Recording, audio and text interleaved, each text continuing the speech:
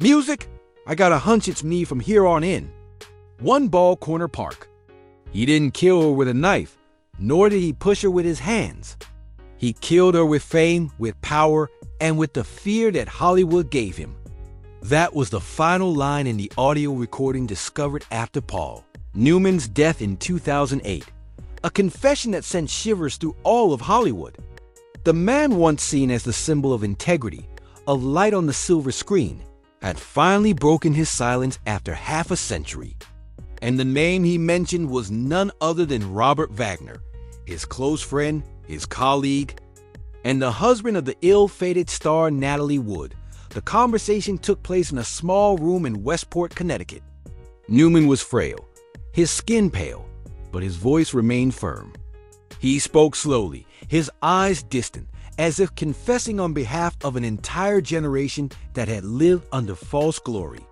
"He had more than people think," Newman whispered, "and I've stayed silent for too long."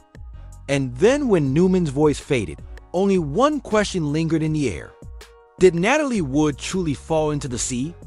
Or was she pushed by the very man she called her husband? Let's find out. Paul Newman once said in a 2007 interview with Vanity Fair in Hollywood, "There are marriages that are not born of love, but of the fear of being forgotten." And in the mid-1960s, no one embodied that better than Robert Wagner and Natalie Wood, two stars once considered the perfect icons of American cinema, whose glory had by then begun to fade. Los Angeles, 1971.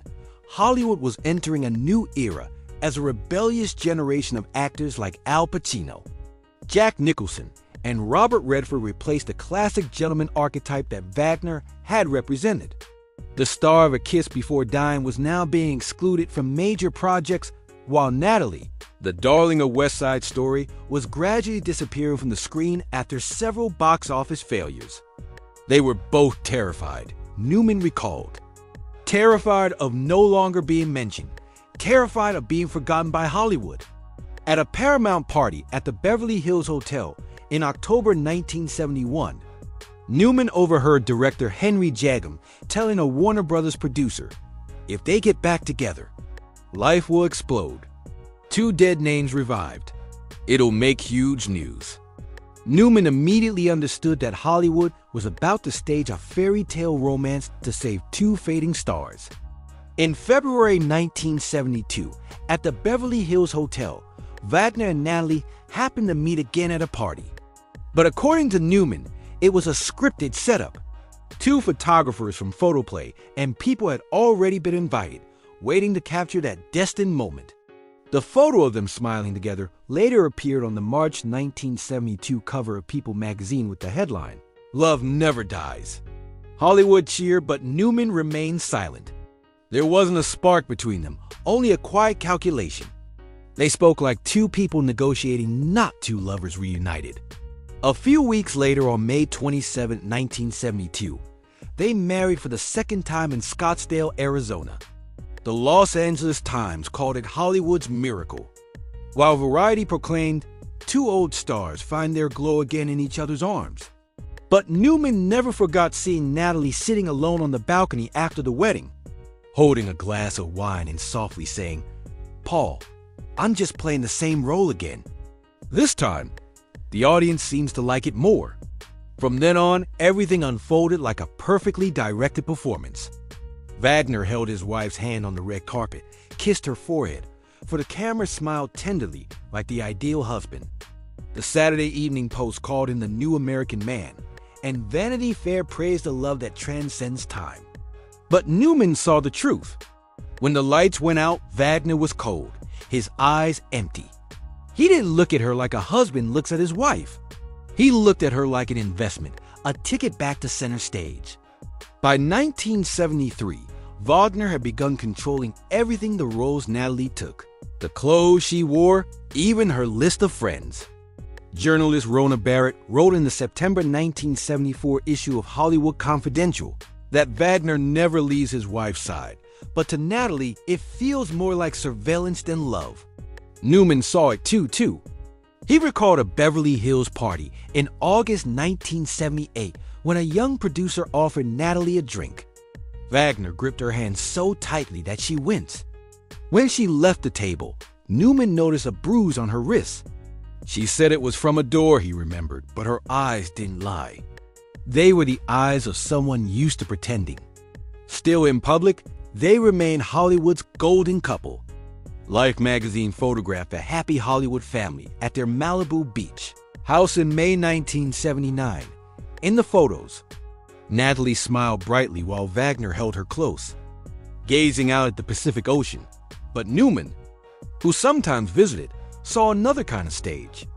There's nothing more cruel, he said, than watching a woman pretend to be happy to protect someone else's reputation. According to Newman, their second marriage was never built on love. It was a desperate compromise between two frightened souls. Wagner needed Natalie's light, he said, and she needed a man to make the audience believe she was still okay. When two fears meet, they don't create love, they create tragedy. In November 1980, backstage at the actor's fun charity event in Los Angeles, Natalie sat next to Newman, her voice trembling slightly. "Paul, if one day I'm not here anymore, they'll say it was an accident. But you know, nothing between Robert and me was ever real." Newman didn't reply. He knew that behind the dazzling facade, the world adored, all that remained was a contract signed with fear and ambition. From those signs, Newman said in an audio recording released years later, "I knew that love was never real. It was just a play stage to keep two fading stars from disappearing entirely in the audience's eyes." And within that play, the seeds of violence, jealousy, and obsession with fame began to grow like an ember waiting to burst into flames. The marriage between Robert Wagner and Natalie Wood was merely a contract framed by the flash of cameras. But inside, it was decaying day by day. Paul Newman said Hollywood can create everything except the truth.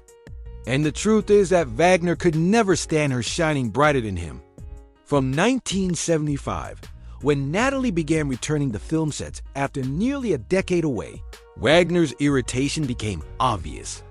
Newman said that every time Natalie received an invitation for a new role, Wagner would lose his temper. He always pretended to be supportive, but I heard him telling his friend she made her name thanks to me, and now she forgets who helped her stand tall. In Malibu in the autumn of 1976, Newman visited them at a small party. He said Natalie was wearing a pearl-cold silk dress, talking with producer Richard Gregson, the man who had helped her get the role in Inside Daisy Clover 1965. When Gregson gently touched Natalie's shoulder while laughing, Wagner came over face expressionless. He placed his hand on his wife's shoulder, squeezed lightly, then muttered through his teeth, "Enough. You don't need to bring up the past anymore." Gregson awkwardly walked away. Natalie only bowed her head.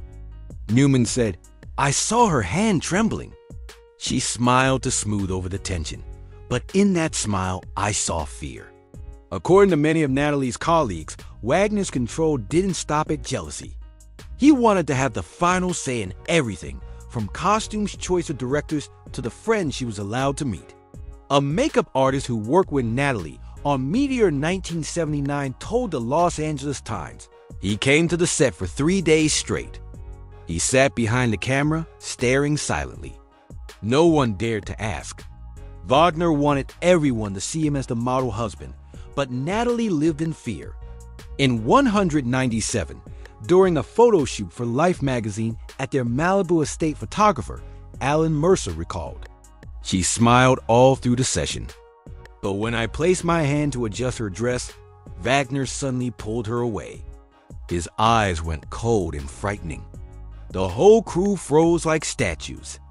The Hollywood press of that time never dared to mention anything negative about Wagner, as he was still the golden man in the public eye. But within the industry, rumors spread fast. A close friend of Natalie's screenwriter, Mark Crowley, told The New Yorker that she once came to see him late at night with a bruise still visible on her face. She said, "I slipped, but sometimes I wish I really had fallen." Paul Newman, who was filming The Verdict 1980 at the time, kept in touch by phone. He said Natalie once called him from the set of Brainstorm, her voice tense. She told me that Robert suddenly appeared standing behind the camera, watching walking, and her weird expression, she said, was like he was about to explode. She laughed it off, but I heard the tremor in her voice. Wagner began drinking more heavily. Whenever Natalie attended an event alone, he would call her repeatedly. A hotel employee at the Beverly Hills Hotel told the Los Angeles Herald that Wagner once came in person, demanding staff open her room because he was worried about his wife. Natalie stood right there, eyes wet, softly saying, "I'm fine. Please don't make a scene." The breaking point came in September 1980 at a party hosted by Warner Brothers in Los Angeles to promote Brainstorm. Newman said he happened to be there when Wagner walked in and saw Walken talking with Natalie in a corner. He stopped, filled his glass with wine, then threw it to the floor. The sound of shattering silenced the entire room. Natalie stood frozen, and Wagner said just one sentence cold enough to chill the air. "Don't try to turn me into the extra." From then on, Natalie gradually avoided appearing in public with her husband. She took fewer roles, spending more time on set. In her private diary, later revealed by her manager, she wrote, "He loves me.